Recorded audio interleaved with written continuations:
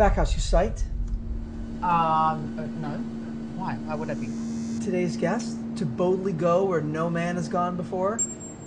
Ew, what is that? That kind of sounds familiar in a geeky kind of way. What is that? When you see today's guest, you'll know exactly what I'm talking about. Who? John Picard? Yeah, captain of the Enterprise.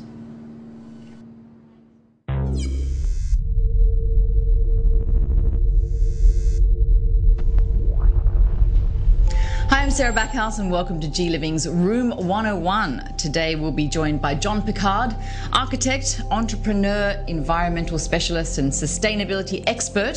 Thanks for joining us, John. My pleasure. He's on a mission to make the world green, and was there anything that drove you in that direction? It's not just saving the planet, it's this next new economy.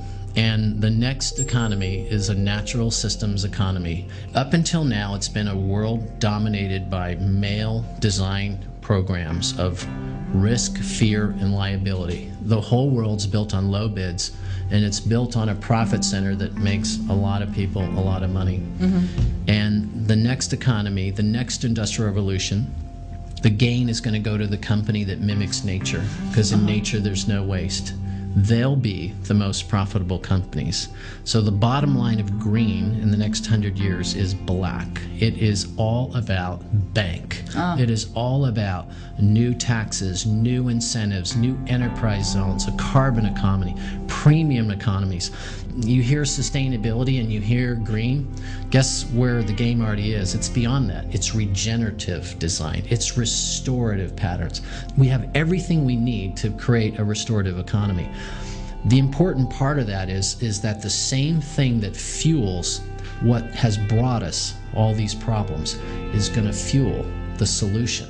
So if I'm in talking to a big developer, the biggest developers in the world, and they're like, we want to go green, we want to be sustainable, I said, don't bother.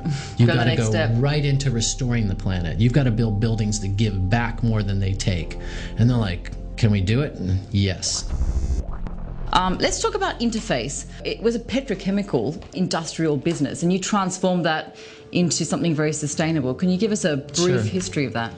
I had a project called the Energy Resource Center. I had to build a building in Downey for the gas company that reflected energy technologies, and so I went out looking for partners. So when we came to getting carpet, I just read Paul Hawken's book, The Ecology of Commerce, and it said you shouldn't own your Sony television. Sony should, and when you're done with it, you turn it back in and they make a new TV from the old TV. So I showed up at Interface's doorstep and said, you guys don't get it. You don't want to sell me the carpet. You want to loan it to me. Then you want to come back and shave the face fiber off and make new carpet from the old. A year later, it happened. Interface is now the first name in industrial ecology. Walmart takes their cues from Interface. GE takes their cues from Interface. The board want to sit down and reinvent their organizing principles around a natural systems economy. And that will sustain the next recession, the next war, the next tsunami, because it isn't about a survival pattern.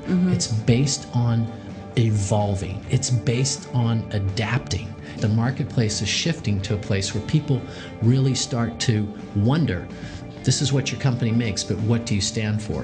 What's in the future for my kids and their kids? Is your product taking away from my family's future? And if it is, I'm going to find a company that it's not. There'll be more and more companies doing this. That's the point. Companies need to be much, much more responsible for what they make, and particularly what it takes to make them. Well, that includes our interview with John Picard. I hope you found that entertaining. It certainly enlightened me. John will be back in a few weeks to discuss India and China and the impact they will make on the global environment.